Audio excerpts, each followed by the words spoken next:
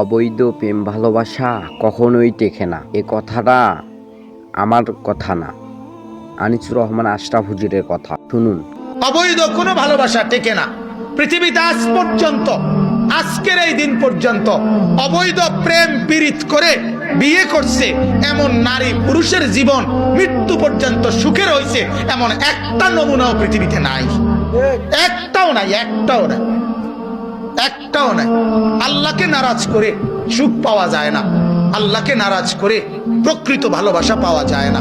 আল্লাহকে সেজদা না করে, গোলামি না করে দাম পাওয়া যায় না ভাইয়া।